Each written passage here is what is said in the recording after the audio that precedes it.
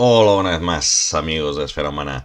Bienvenidos a Orbital Operations. Soy Gravity Pool y hoy os traigo un reporte de un torneo narrativo, una cosa que no hacemos normalmente, un evento que hemos jugado este final de semana en Barcelona, ¿no?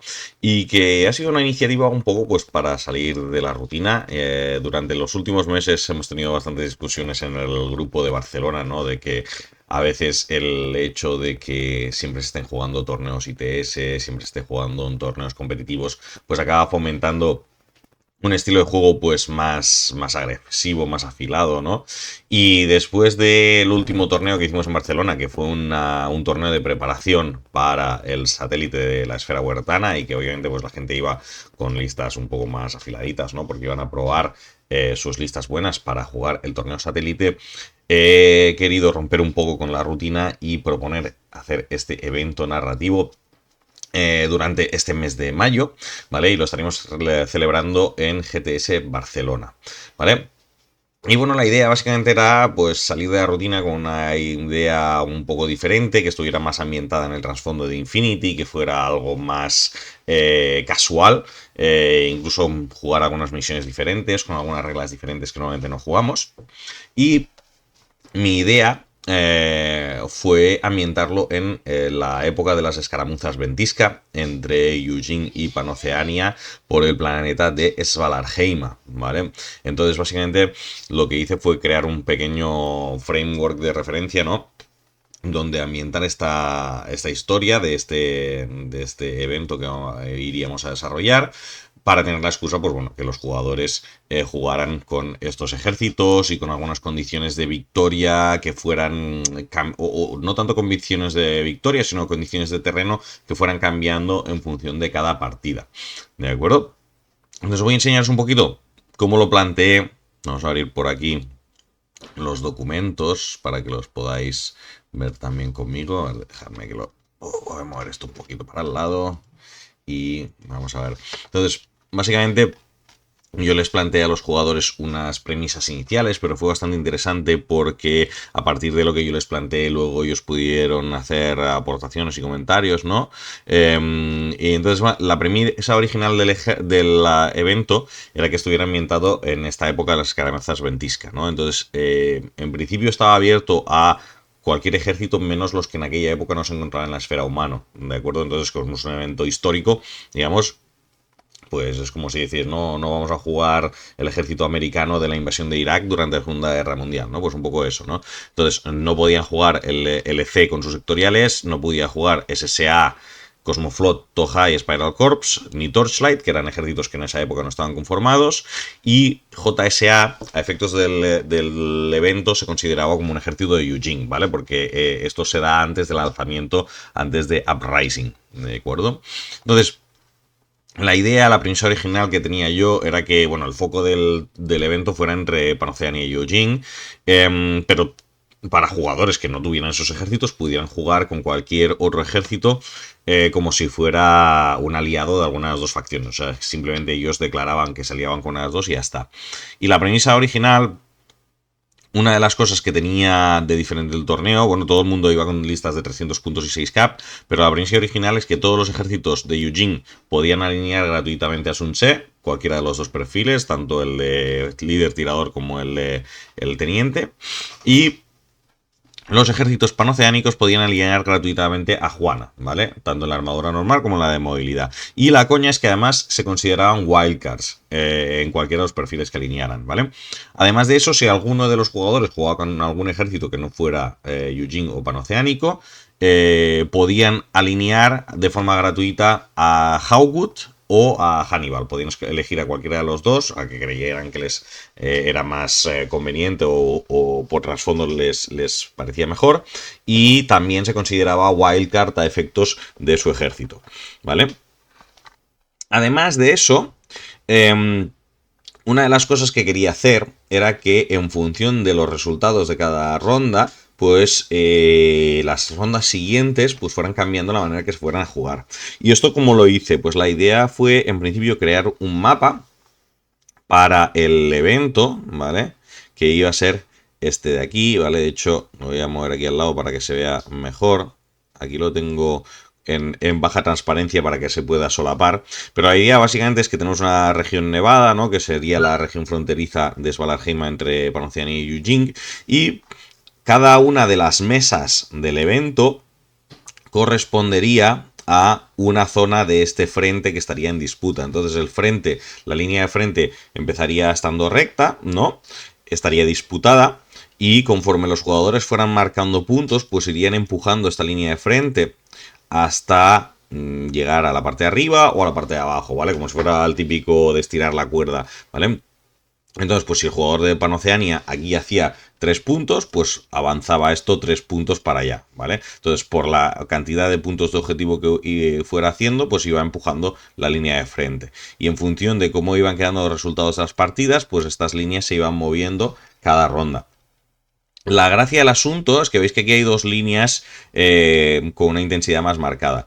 Cuando la línea hubiera pasado este umbral, se considera que el territorio estaba controlado por la facción oponente. Entonces, si Panocéania hubiera empujado la línea hasta aquí arriba, ¿vale? Pues este territorio pasaría a considerarse panocéanico, ¿no? Si, por ejemplo, está... Ay, ahora se me ha ido el ratón aquí, ¿vale?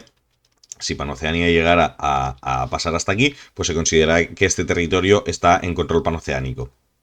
Y en ese momento, los jugadores de Yujing tendrían bonos en todas las partidas que jugaran en este territorio, porque se supone que están a la defensiva, ¿no? Entonces, para compensar que están perdiendo el territorio, pues tendrían bonos más potentes. ¿Cómo iba a funcionar el tema de los bonos? Pues esto iba a funcionar con una baraja de cartas, ¿vale?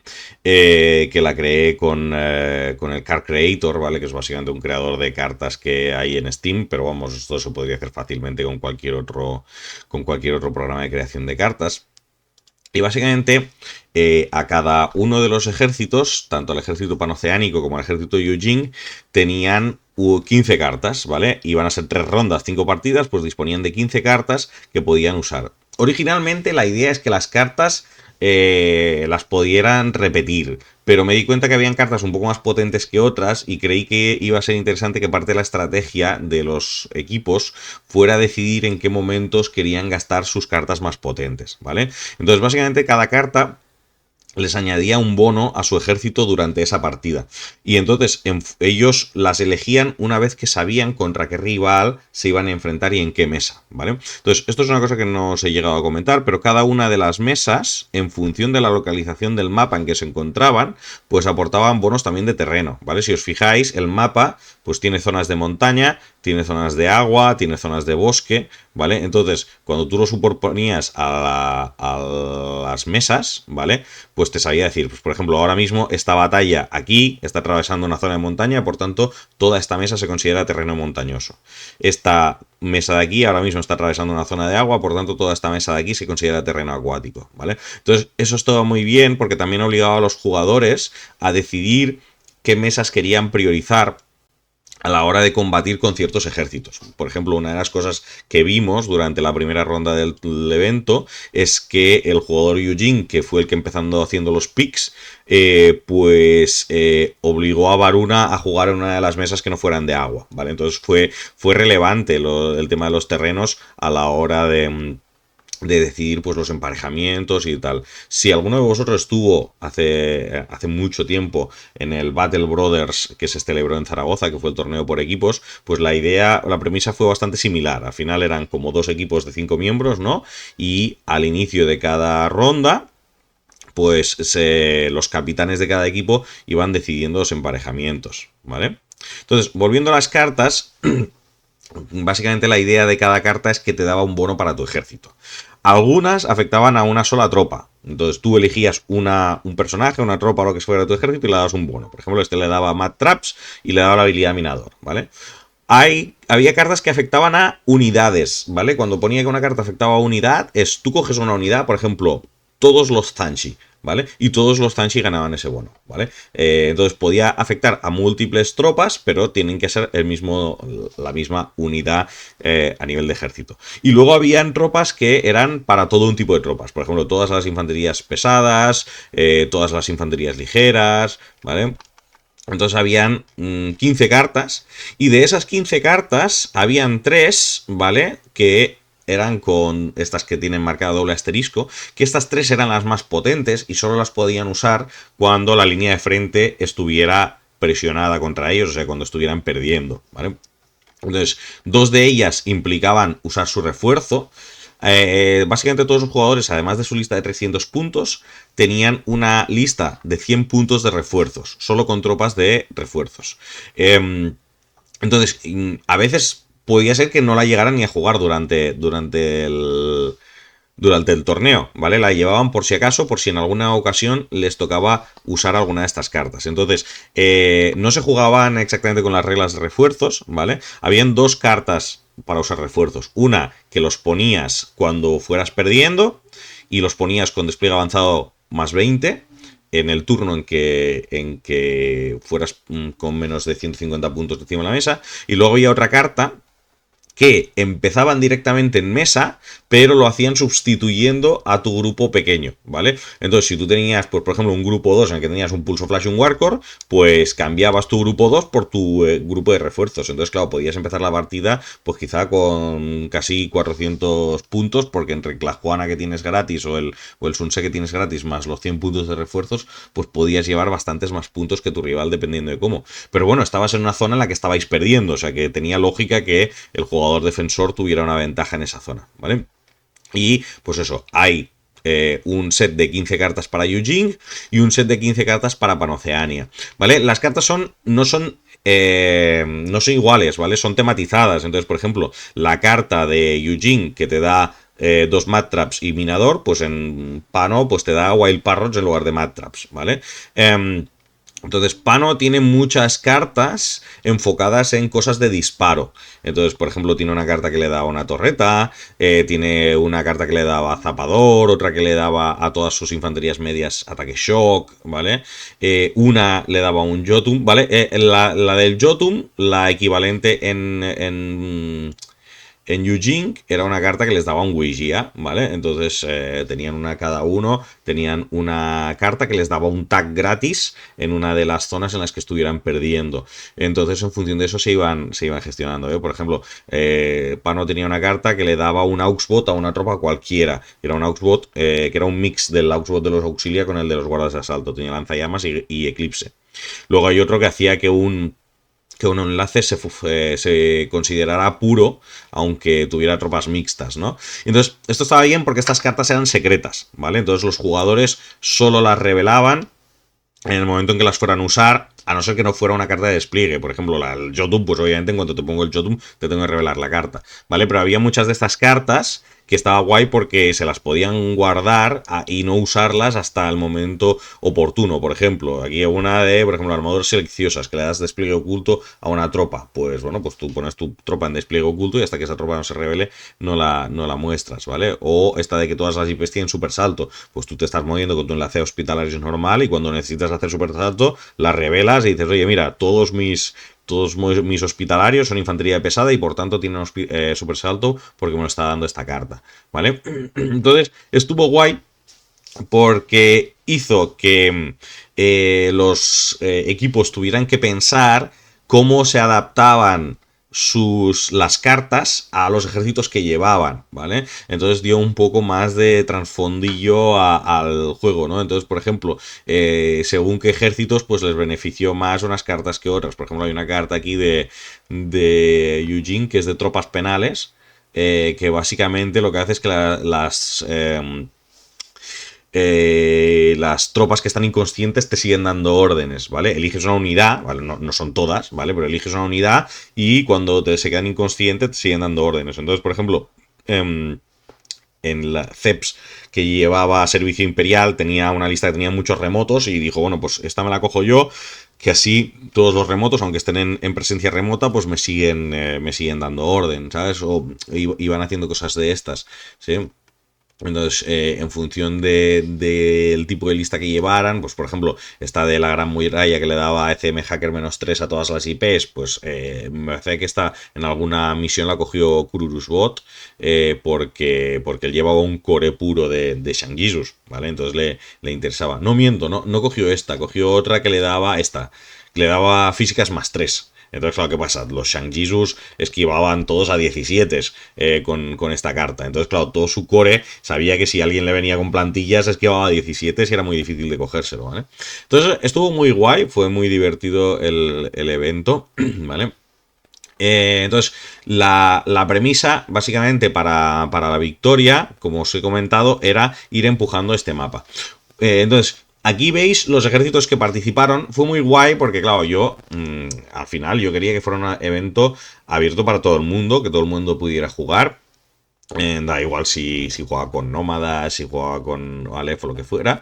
Pero, bueno, salió la iniciativa de Roll preguntar si todo el mundo teníamos ejércitos panoceánicos y Yujin para poder jugar, y al final se unió bastante gente que estaba dispuesta a jugar porque tenía las miniaturas y no le importaba jugar con esos ejércitos, y total, como iba a ser una cosa más tropical, pues todo el mundo vino a probar cosas. Entonces, al final quedamos que podían jugar los 6 ejércitos panoceánicos, que aquí falta pano genérico, y del lado de Yujin podían jugar todos los ejércitos de Yujin, JSA, porque en aquella época JSA era de Yujin, y la compañía Ikari iba a ser el sexto miembro, ¿vale? Al final no llegamos a ser 12 jugadores, acabamos siendo 10, y acabaron participando los ejércitos que veis aquí. Tuvimos a Pellegrí jugando con Ikari Company, a Zeps jugando con Servicio Imperial, Leirbach jugando con Yujin genérico, Borlois, que fue el capitán de Yujin, jugando con Ejército Invencible, y Kururusbot con Estandarte Blanco. Y en el lado panoceánico tuvimos a Dain jugando con Winterford, a Marina jugando con Varuna, tuvimos a Rolk, que fue el capitán del ejército panoceánico, jugando con Neoterra, Urobros jugando con un acontecimiento, y por último a Juárez jugando con órdenes militares, ¿vale? Entonces, básicamente, a partir de aquí empezamos ya las primeras partidas, nos repartimos las mesas. Como os digo, las 2 mesas iniciales empezaban siendo terreno de montaña y la mesa de en medio empezó siendo terreno de agua, ¿vale? Entonces, bueno, pues conforme empezaron a jugar, pues fuimos empezando a mover las líneas de batalla, ¿vale? Dejadme que os enseñe aquí cómo fue yendo el torneo. Voy a enseñaros algunas de las fotillos que sacamos, ¿vale? A ver si las tengo aquí. Aquí podéis ver el inicio del torneo. Esta fue la primera ronda, que es la que tenéis ahí en la foto. Tenemos a todos los jugadores, ¿vale? Y bueno, fue bastante interesante, como os digo, pues porque la gente fue aprovechando esas habilidades que tuvieron para modificar un poquito sus ejércitos, hacer cosas interesantes. Aquí tenim un code, les 5 fusilers amb un orc com a metralla Feuerbach i un fusiler llançamíssils. Aquí tenim un code inventat. ¿Qué, Marina? ¿Cómo se presenta la partida? Mira, aquí un core puro de orcos de Varuna. Esto no lo ves en mesa desde hace mucho tiempo. Muy bien, muy bien. Y te enfrentas a Servicio Imperial, ¿no? Correcto. Bien. Va a ser entretenido. Varuna contra Servicio Imperial. Aquí en la mesa 1. Aquí en la mesa 1 tenemos Ikari contra Winterforce. Vale, ya vemos a algunos. Hay hospitalarios y todo aquí. Parece que eres de los primeros que veo llevar hospitalarios en Winterforce. Con un Harry, sí. Mesa 3, tenemos el duelo de pesos pesados en primera ronda, que es Rolk contra Leirbach. Rolk, vienes con Neoterra hoy, ¿no? Y Leirbach está defendiendo genérico de Yujin, ¿vale? En la mesa central, que es terreno acuático. Entonces vamos a ver cómo acaba la cosa.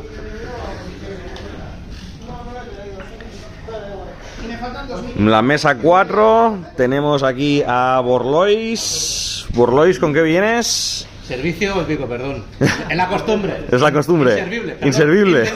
Invencible. Y Urobros con acontecimiento. Ya vemos por ahí desplegados los primeros tags panocos. ¿En serio? Sí. O por lo menos te ha puesto un ulano en la mesa. Si eso no es un tic-balang, imagino, ¿no? Muy bien. Y en la última mesa, aquí tenemos a Juárez y Kururusbot. Kururusbot Vienes a defender al Estado Imperio. Así es. ¿Con qué venimos? Con San Jesus, digo, con White Banner. Con San Jesus. Ese core de San Jesus bueno aquí. Hombre, contra órdenes militares he de hacerlo. Y en el otro lado tenemos las IPs de las órdenes militares de Juárez. Así que este es el resumen de la primera ronda. Están todos jugando la misión Gold Rush y vamos a ver cómo acaba la ronda. Hubieron jugadas muy divertidas, por ejemplo, uno de los grandes éxitos del torneo fue Taogu. Habían varios jugadores de Eugene que llevaban a Taogu en sus listas y Taogu hizo destrozos, ¿vale? Esta fue probablemente la primera jugada y más memorable del torneo, que fue con Zeps contra Marina, ¿no? Zeps llevaba un Harris de servicio imperial y esto aparentemente era un 100, ¿vale? Que se asomó aquí a ver a este core de orcos que veis aquí y el core de orcos pues dijo, bueno, soy un core puro, te voy a disparar a 20, ¿vale? Y entonces Zeps reveló que esto era Taogu enlazado con Ráfaga 3 de Emarat y cogió a todo el core de orcos y los inmovilizó a todos en el turno 1 de la partida, ¿vale? Entonces le metió mucha presión en esa mesa a Marina durante el resto de la ronda. Hubieron jugadas muy duras. Esto fue la mesa 4, que es la mesa en la que estaba Urobros, y Urobros había traído una lista de acontecimiento con triple tag, ¿vale? O sea, su lista era un Dragoes, 2 Tick Balanx, que veis uno por aquí, uno por aquí, y un core de regulares con un sniper y poca cosa más, y algún pulso flash, alguna cosa así. Entonces fue una lista muy dura y además cogió la carta que le daba un Auxbot y se lo dio al Dragoes. Entonces el Dragoes además llevaba un Auxbot con granadas Eclipse y lanzallamas pesado. Por suerte para Borlois, que fue el jugador que tuvo que defenderse, a la primera que el Dragoes se asomó, tomó un pulso flash a la cara y no pudo hacer nada el resto del turno. Entonces al final, gracias a Dios, las tropas de 7 puntos con pulso flash son capaces de parar a las tropas de 100 puntos por muchas armas pesadas que lleven, ¿no? Aquí tenemos algunos otros detalles de la partida. Aquí tenemos el ejército invencible de Kururus-Bot enfrentándose a los caballeros de Juárez. Esta partida fue bastante chula también porque Juárez tenía una carta. Como os he comentado, aquí Kururus-Bot estaba usando su carta de físicas +3 a todos los Shangjis y llevaba un core puro de Shangjis. Me parece que llevaba un Yujak por medio. Pero lo paró en seco Juárez porque le dio la carta de zapador a un reacción total. Entonces plantó el reacción total en medio de su despliegue. Tenía cobertura porque estaba en estado zapador y además ganaba mimetismo por el zapador también. Así que bueno, se le atragantó bastante. Kururus-Bot tuvo que tirar bastante de humo para completar la misión. Que por cierto, la primera misión fue Gold Rush, que es una de aquellas misiones custom que creé para la campaña de Satellite Shows hace unos años. Y que bueno, creí que quedaba bastante bien, pegaba bastante bien temáticamente con la temática de las escaramuzas ventisca, porque al final las escaramuzas ventisca, uno de los momentos clave es que la guerra se origina por un control de neomateriales, ¿no? Por el Nesium y otros materiales que hay en Svalbard. Entonces, bueno, creí que era bastante adecuado una misión en la que fuera a recolectar minerales, ¿no? Dicho esto, aprovecho para comentar, nosotros tenemos la suerte de que además en GTS Barcelona tenemos varias mesas nevadas, ¿no? Con temática de nieve, entonces nos fue muy bien para el torneo porque realmente le dio un aspecto de que realmente estábamos jugando en territorios nevados de Svalbard, ¿vale? Podéis ver aquí la escenografía con la nieve depositada en los edificios, ¿no? Entonces queda muy guay. Dicho esto, algunas jugadas importantes, por ejemplo, de la primera ronda. Aquí, como os decía, estos son los tags de Urobros. Aquí el ejército invencible de Borlois sorprendió con un Liu Qing que entró por detrás y empezó a petar tags de Urobros con su fusil multi. algunas otras jugadas aquí en la mesa 1. Se estaban enfrentando, si no recuerdo mal, las Winter for the Dine contra la compañía Ikari de Mark de Pellegrí. Y esta es una misión que en este momento Dine la estaba ganando muy holgadamente, porque había conseguido coger a Juana de Arco, coger bastantes cristales con ella y esconderla aquí en lo alto de este edificio. Y al final Pellegrí tuvo que subir aquí con Scarface para matar a Juana desde la distancia. Él perdió su Scarface, ¿vale? Pero lo importante es que hizo que Dain perdiera todos los cristales que tenía acumulados, porque los estaba jordeando todos Juana para sí misma. Y al final acabó esta partida en empate y ninguno de los dos consiguió mover la línea gracias al sacrificio ahí de Scarface, ¿vale? Esta de aquí ya es de la siguiente ronda. Esta primera ronda acabó de esta manera que veis aquí, ¿vale? La mesa 1 fue la partida de Dain y Pellegrí, que no consiguieron mover la línea. En la mesa 2, después de haber inmovilizado a todos los orcos de Varuna, Ceps empujó la línea, entonces este territorio pasaba a ser de Yujin. Veis que ya ha atravesado la línea roja que hay aquí. Por tanto, aquí en el próximo turno Pan-Oceania podría jugar sus cartas buenas. Aquí en la mesa de en medio, Leirbach ganó por la mínima a Rolk y empujó un poquito la línea, pero no llegó a controlar completamente este territorio para Pano.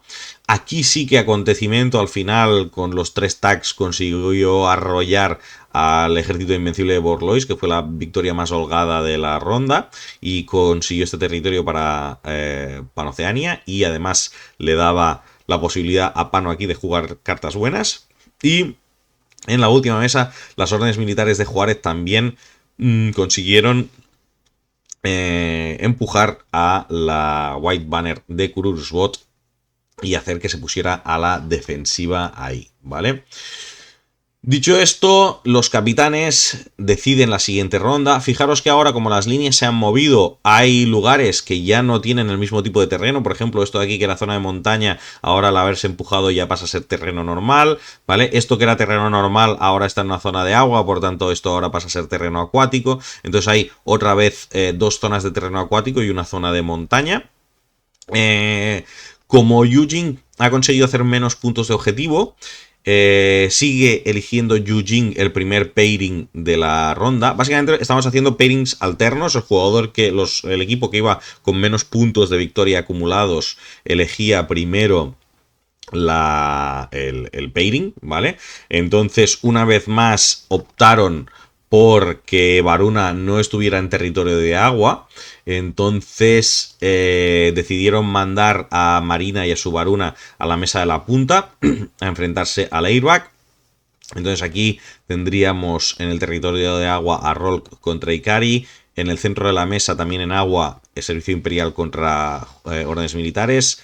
En este territorio de aquí iba a ser Invencible contra Winterforce, y en el primero, todavía en terreno de montaña, Kururusbot contra Akon, ¿vale? De Urobros.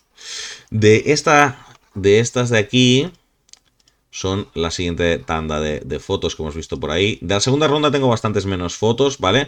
Pero una de las cosas curiosas que pasó en la segunda ronda es que Marina, que venía con Varuna, tenía un tag y le tocó la carta de metaquímica, y decidió dársela al tag. Y dijimos, bueno, ¿por qué no? ¿No? Porque no había ningún requerimiento de que la tropa tuviera que ser biológica. Y entonces el tag en la tabla de metaquímica le salió +1 de blindaje y bioinmunidad, lo que plantaba al Cúter con blindaje 9 y PB 9 y pudiendo intercambiar los blindajes por PB y viceversa. Entonces podía ignorar los efectos de las armas AP y similares, ¿no? Entonces fue una partida bastante interesante, porque en el otro lado Leirbach estaba defendiendo un territorio que para Yujin estaba en modo de alerta. Por tanto, Leirbach para esta misión tenía un Guijia de gratis, ¿vale? Entonces básicamente Marina estaba con sus 300 puntos más Juana y su Cúter dopado contra los 300 puntos de Leirbach más su Sunze gratis más su Guijia dopado. Entonces casi estaban plantados en 450 puntos. Entonces Fue bastante interesante la partida. Yo estuve ojeándola y fue bastante divertido porque aquí se metió un cazabestias en esta terraza y Marina tuvo que verse las putas y canutas para ver si conseguía revelar al cazabestias antes que matara a su cúter. Fue bastante interesante. Luego en la mesa donde estaba Juárez con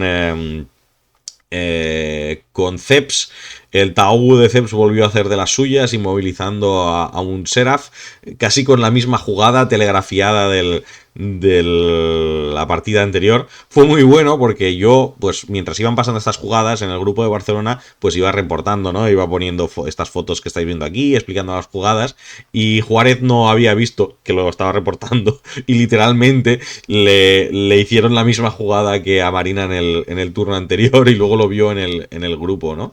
Que por no haberse mirado el grupo, pues no se había dado cuenta de lo que le esperaba. Y bueno, estuvo bastante bien, ¿vale?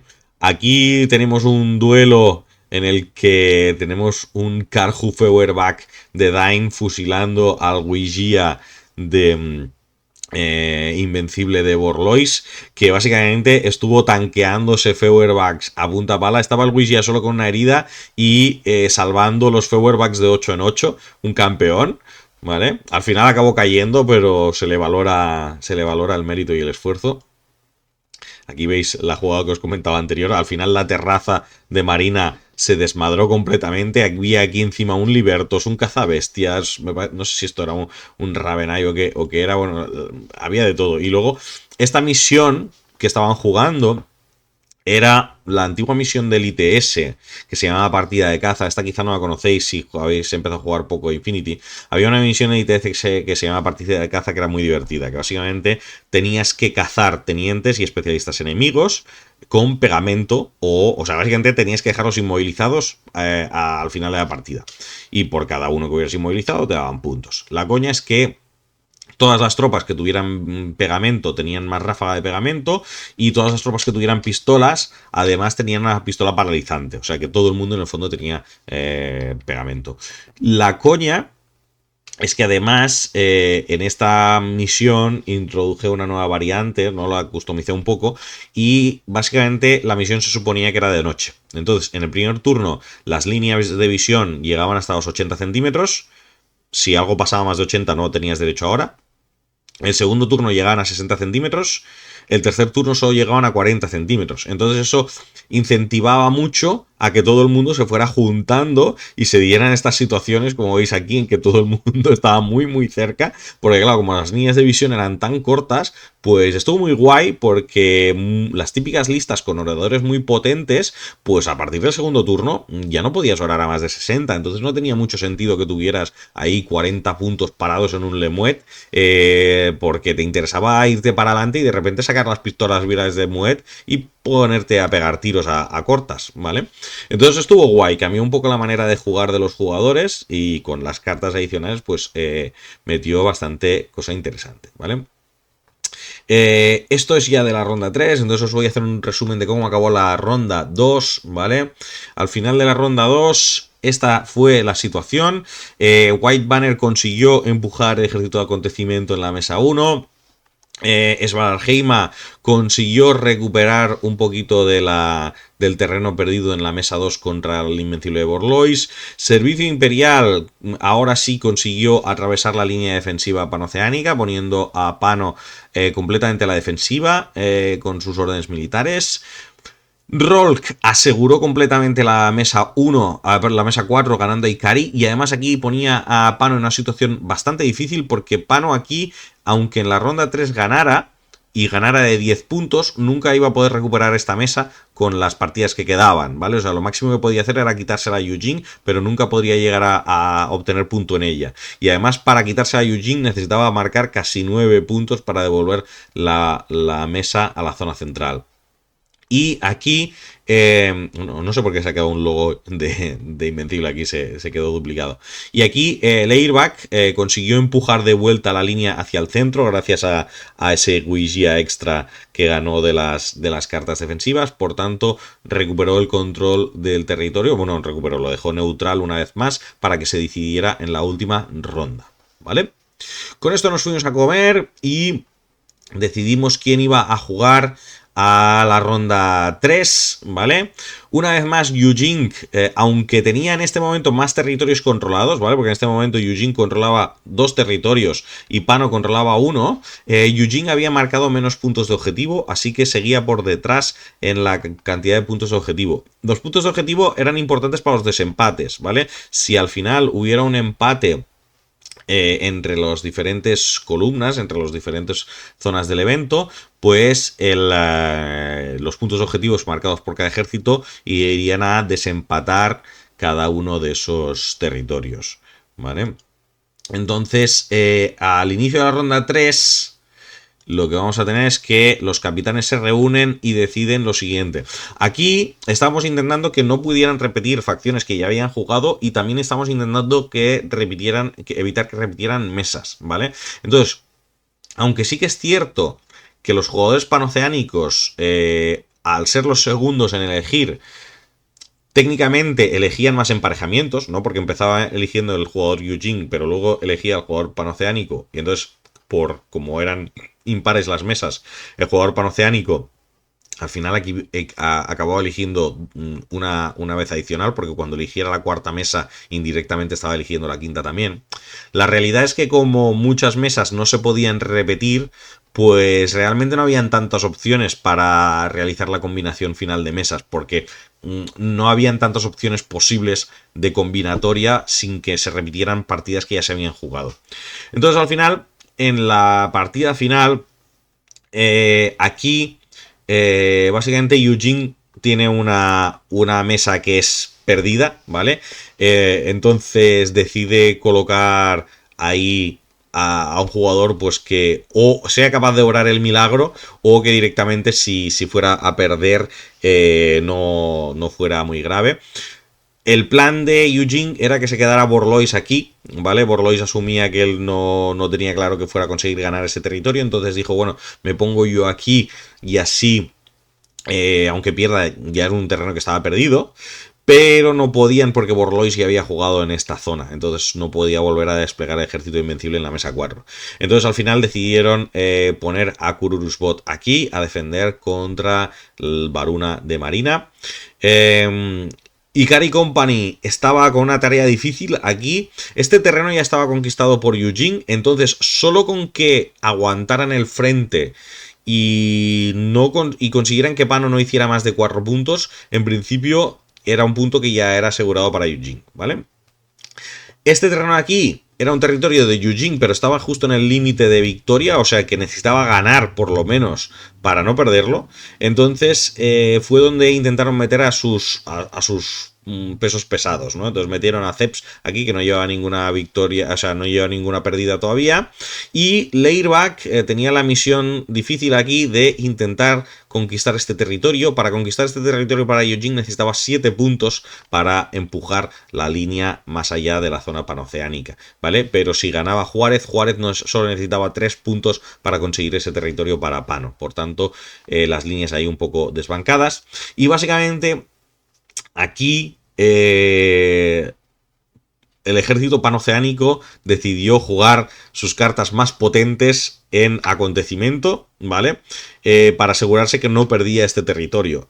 Y le decidieron dar a ambos los terrenos que estaban en defensa, tanto aquí a Winterforce como a acontecimiento, las cartas de refuerzos. Entonces, Uroboros con acontecimiento tenía la carta de cambiar su grupo 2 por el grupo de refuerzos, pero claro, Uroboros no llevaba grupo 2, o sea que técnicamente básicamente estaba jugando una lista de 400 puntos más la Juana, que era gratis, casi 450 puntos, contra la lista de Ikari Company que tenía delante. Y en la mesa 1 Winter tenía la carta de que si en algún momento su ejército se quedaba por debajo de 150 puntos, podían entrar los refuerzos, ¿vale? Y la verdad, ambas cartas acabaron siendo bastante decisivas en las partidas finales. Estamos ya en la tercera ronda. En mesa 1 tenemos al Servicio Imperial defendiendo las posiciones de Yujing contra el ejército panoceánico. Estáis con Winterforce aquí, ¿no? Y en la mesa 2 tenemos a Leirbach con Eugene genérico contra Juárez con órdenes militares. Esta mesa todavía está contestada, en disputa. Quien gane esta puede cazarla para su ejército. La mesa 3 actualmente la controla Eugene, por lo tanto Pano ha podido desplegar fuerzas adicionales. Urobras está con casi 450 puntos en mesa para intentar la vuelta, el sorpaso y quitárselos a los defensores de Ikari. En la mesa 4, que es una mesa que casi está ya ganada por Panoceania, Kururusbot está intentando lograr la épica, necesita ganar de 9, ¿no? Sí, de 9. Necesita ganar de 9 para que la mesa pase ni siquiera a control Eugene, a que sea control neutral. Por tanto, difícil, y Marina con Varuna se lo va a intentar poner más difícil todavía. Y por último, la mesa de los capitanes en última ronda, Borlois y Rolk defendiendo esta mesa que todavía está en disputa también. Entonces, quien gane esta mesa, si llevan una victoria de más de 5 puntos, la ganará por su equipo. Por tanto, ahora mismo en la última ronda, todo pendiente de que se decida. Vamos a ver cómo acaba este torneo de las escaramuzas Ventisca. Esta es la mesa de los valientes.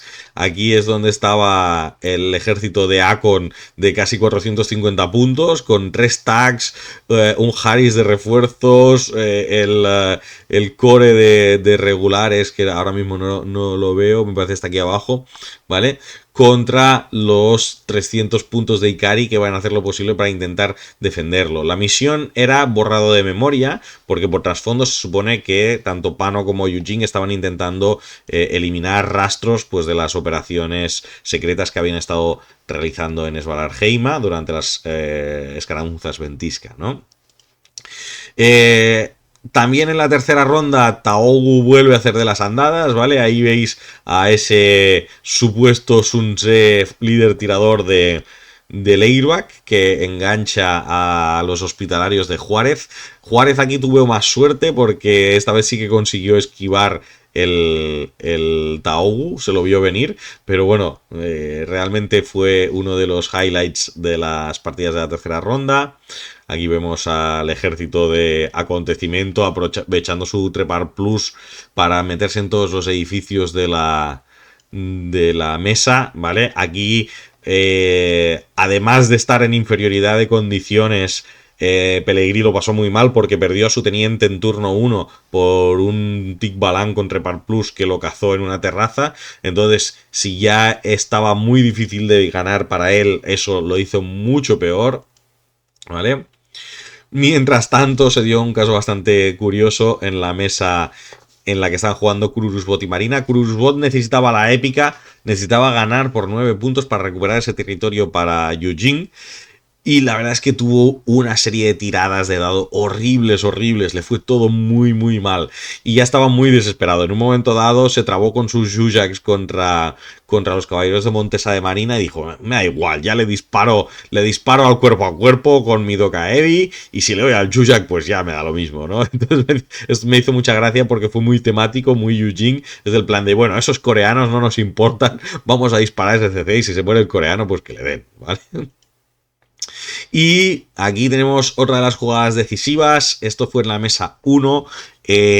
Básicamente, Ceps metió mucha presión contra Dain en la mesa 1. Es una mesa en la que Panoceania iba perdiendo, ¿vale? Entonces tenía derecho a usar las cartas buenas y Dain lo jugó muy bien porque jugó extremadamente agresivo, no tuvo miedo en hacer jugadas sacrificando sus tropas, porque él sabía que si perdía muchas tropas obtendría un grupo de refuerzos al caer por debajo de los 150 puntos, y a Ceps lo pilló completamente descolocado, ¿vale? Entonces al final, o sea, al inicio del segundo turno de Dain, cuando Ceps ya había jugado sus 2 primeros turnos, entró un core de 4 tropas de Neoterra para reforzar al ejército de Dain y le ayudaron a dar la vuelta a una partida que estaba muy muy difícil para él porque estaba muy por debajo en puntos y al final consiguieron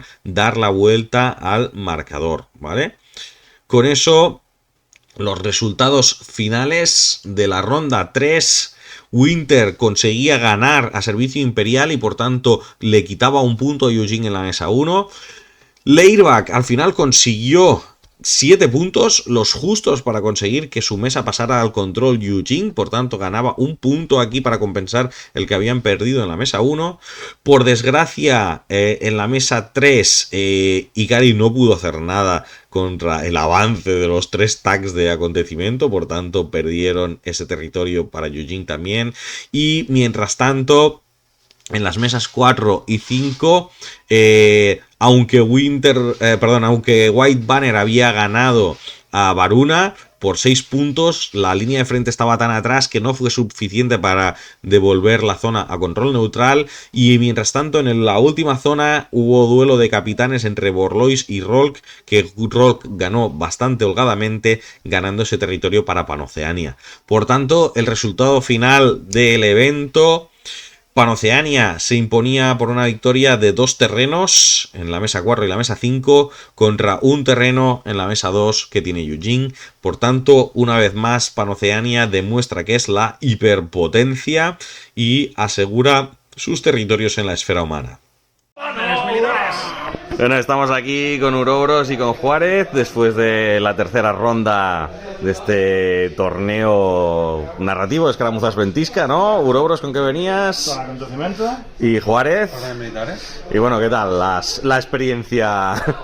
Pues muy bien, la primera bien, la segunda mal porque perdí, la tercera con las reglas especiales, pues muy guay. Jugar con 450 puntos mola.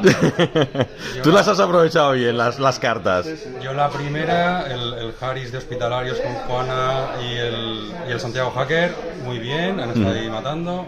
La segunda era una lista con el Seraph y el Taogu me ha hecho una escabechina malísima. Taogu ha sido uno de los MVPs de este torneo. Y a la tercera misión que he vuelto con el Harris, ya mejor, aunque ha sido derrota 7-4, pero bueno. Bueno, muy bien. Entonces, ¿cuál ha sido el balance? Uroboros, ¿tú has ganado? Yo he ganado 2, ¿Tú has ganado 2? ¿Contra quién has perdido? ¿Con la segunda? La segunda la perdí. Ostras, contra. La segunda, estoy teniendo un lapsus grave. Sí, ¿no? Estoy teniendo un lapsus grave. Ha sido contra. Jugaste una contra Borlois, ¿no? Bueno. Se ha bugueado. ¿Y tú, Juárez? Contra Kururusbot. Ah, contra Cruz. Pues yo la primera fue contra Kururusbot y White Banner, que Sí. es la que gané. Ajá. Luego contra el Servicio Imperial de Seps, mal, Sí, sí. todo mal. Y Dakinis y Garuda, todo horrible. Y la última contra Leirbach, Ajá. que llevaba genérico. Sí. Genérico. Y macho, la de Taogu casi me la lía. Todos Sí, sí. esquivando, hospitales y Juana, todos esquivar. Pero me he librado. Sí. Bueno, Eugene ha sacado mucho uso de Taogu en estos torneos, Sí, ¿eh? yo lo he escuchado mucho. Sí. No he tenido el placer, pero... ¿Qué tal os ha ido a Juana? Porque todos teníais una Juana de gratis en vuestras listas. ¿Os ha funcionado bien? ¿No os ha funcionado bien? ¿La habéis aprovechado? Juana, creo que le he aprovechado más. ¿Tú cuál Hasta llevabas? cierto punto. Yo, La de Masun Cat La de con Masun multi. Cat, que no he sido capaz de aprovechar. Pero bueno, no pasa nada. Que no estoy apretando mucho, ¿no? En la primera partida sí que lo he aprovechado mucho, poniendo fuegos de supresión, que luego tampoco es que hayan valido mucho, pero oye, ha dado gustillo eso de poner cada turno los 3 stacks en fuego de supresión. Sí. Ha sido guay. Lo que pasa que de hecho en la partida casi me lo lía el Yushin, el Paraka con el fusil múltiple, Sí. bajaba un dragado ahí. Sí, la jugada esa del Liu ha sido muy buena, sí. Y porque luego Juana ha podido ir a matarlo, si no, no sé yo el tercer turno cómo habría acabado. Pero bien. Pues yo la mía, o sea, la primera era la de extraer minerales. Sí. Que no lo ha extraído ella, aunque llevaba explosivo, pero ha podido... Ostras, Spitfire aquí, CD15, esto es una maravilla, ¿no? Sí. Yo no disparo así nunca. Y ha podido pues matar a quien lo tenía y recogerlo, y eso ha dado la victoria. En la segunda, pues ha intentado mitigar un poco lo del Taogu y tal, pero no del todo. Y en la última, pues también el Harris muy bien, y ha petado el servidor renegado este. Sí. Bien. Ah, se lo ha petado con Juana. Sí, Ujú, sí, muy consiguió bien. que el Harris se colase por ahí y Juana le ha dado... He de decir que a mí me ha encantado la jugada de tu primera partida con la que te ha tocado la carta de Zapador y has puesto al reacción total con Zapador Sí, en medio del cubriendo las despliegue. diagonales. que cubría un montón de entradas y realmente se has puesto complicado para entrar a Kurugusbot. Le ha dado mucha faena. Sí, sí, sí. O sea, es que mimético, 4 dados, la cosa. Y cover. Y cover, sí, ya, y donde quieras. Zapadora es esa habilidad que dice uno.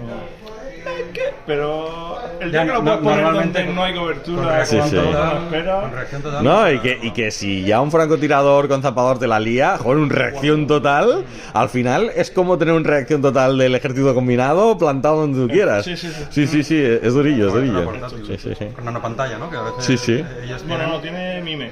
En reacción total de Sí, sí. DC. Sí. O sea, Bueno, pues muy bien. ¿Y qué tal la segunda misión, la de cazadores, que era un callback a los antiguos ITS? a mí me ha gustado, está guay. De hecho, es la que he perdido, pero ha habido como momentos un poco de. Ostras, o sea, que mal están yendo las tiradas, ahora están yendo bien, ha sido balance. Y bueno, el último turno, dentro de lo que cabe, ha habido oportunidad un poco para los dos de tiradas muy locas. Sí. Pero bueno, eso también se agradece, ¿no? Que. Guay. Está así, aunque la misión me gustaba, Sí. anteriormente la partida de caza, esta no me ha ido muy bien porque era la del Taugu famoso. Sí. O sea, he perdido el Seraph, el enlace se ha quedado muy mal, pero el Haris de Juana ha podido matar a alguno que quedaba por ahí. Y ya, pero es que ya no me ha dado para mucho más. movilizar para nada, ni especialistas, ni teniente, ni nada. Entonces he rascado un punto del clasificado. Sí. Es que no tengo más. Bueno. Pues muy bien, chicos. Pues nada, vamos a esperar que acaben las últimas partidas y vamos a ver cómo acaba el torneo. Muchas gracias. A ti. Nada. Y aquí tenemos una foto de todos los jugadores que hicieron posible este evento. Aprovecho para agradecer, Ignacio, que nos mandaste hace muy poco un montón de material de pasados ITS. Ya comenté que iba a utilizar este material en futuros torneos y aquí va gran parte de todo el material temático que había en esa caja que nos mandaste y que por la que te agradecemos muchísimo. Material de antiguos ITS de Eugene y Panoceania, que fue pues parte de nuestro pool de premios para este evento narrativo y que pues para muchos fue muy guay porque no habían visto pues este póster de Eugene, que es uno que vino en la caja antigua del Oyoroi de edición limitada, ¿no? El muñequito del Jotun de plush, ese que es un clásico de la caja del Jotun edición limitada del ITS. Así que bueno, aquí estamos todos los auténticos ganadores de este evento, que son los que participaron y se lo pasaron en grande. ¿De acuerdo? Pues bueno, este fue el evento. La verdad es que yo me lo pasé muy bien, a pesar de que no pude jugar al final porque estaba más centrado en la organización.